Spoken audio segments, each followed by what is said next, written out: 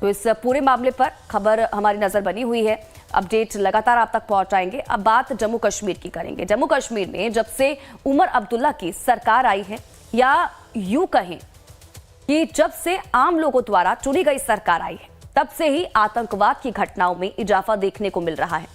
हालांकि चुनाव से पहले भी लगातार जम्मू कश्मीर में आतंकी घटनाएं हो रही थी, लेकिन अब इन घटनाओं को लेकर राजनीति का दौर शुरू हो चुका है। फारूक अब्दुल्ला ने एक सभा में सरकार को इशारे ही इशारे में इन आतंकवादी घटनाओं के लिए दोषी करार दिया है। तो वहीं डिफेंस एक्सपर्ट्स का मामले पर क्या कुछ कहना है, रविंद्र श्रीवास्तव की स्पेशल रिपोर्ट आपको दिखाते हैं इसी पर।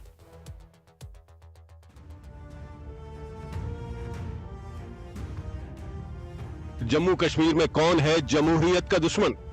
आतंक पर करो प्रचंड प्रहार, आतंक पर कड़ी कार्रवाई की दरकार। जम्मू कश्मीर में आतंकी वारदातों को कौन अंजाम दे रहा है?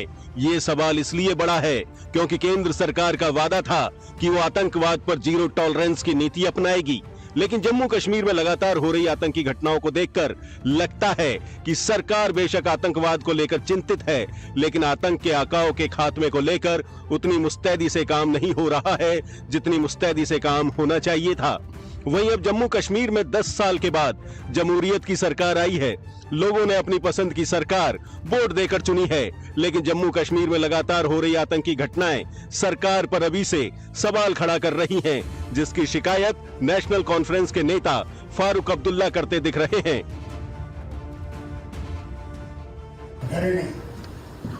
कोई भी कानून के तहत रहे, तब हम कुछ करें। मैं इनको मुबारक कर, उस बाप के बेटे ये तूफान देखे। वही मामले को लेकर defence expert retired lieutenant colonel Rakesh Sharma का कहना है कि जिस प्रकार से उमर की सरकार बनने के बाद हमले बढ़े हैं, इस पर पाकिस्तान को एक करारा जवाब देने की जरूरत है। वहीं कर्नल राकेश ने कहा कि पूर्व सीएम फारूक अब्दुल्ला को ऐसे बयानों से गुरेज करना चाहिए। जब से उमर की सरकार बनी है, मैं उस तरह से नहीं कहना चाहूँगा, जब से सक्सेसफुल कंडक्ट ऑफ इलेक्शन हुआ है, इतने कामयाब इलेक्शन, ठीक है, और इस इलेक्शन कैंपेन के दौरान घर घर जाके लोगों ने प्रचार किया, तो ऐसा तो पहले कभी नहीं हुआ था। और पाकिस्तान को तो ये पचेगा नहीं है, ये सब कुछ पाकिस्तान कैसे बर्दाश्त कर सकता है? तो ये उसी का नतीजा है कि ये जो हमले बढ़ना शुरू हुए हैं। राकेश शर्मा का कहना है कि इस तरह के बयानों से सेना का मनोबल टूटता है। वहीं अब्दुल्ला के बयान पर राष्ट्रीय बजरंग दल के प्रांतीय प्रधान ने डॉक्टर फारूक अब्दुल्ला का पुतला दहन करने के बाद कहा कि जिन नेताओं का आतंकवाद प्रेम जग जाहिर है, उन नेताओं के खिलाफ कार्रवाई की जानी चाहिए।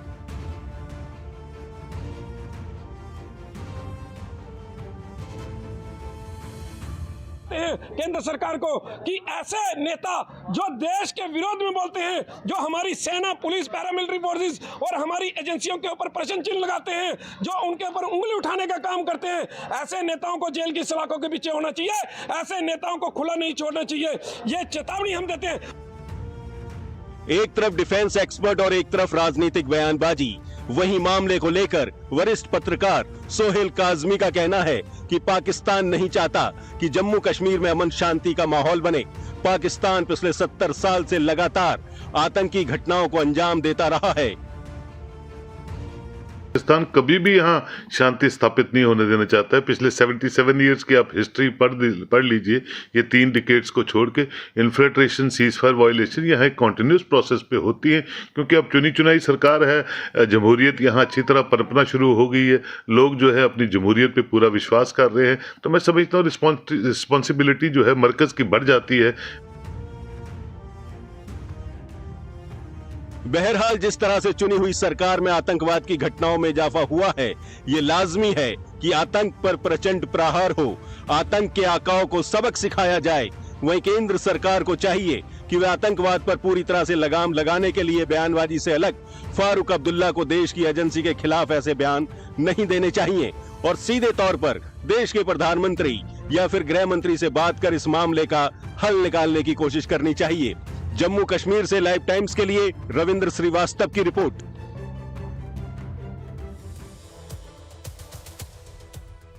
और वहीं यूपी की करहल सीट पर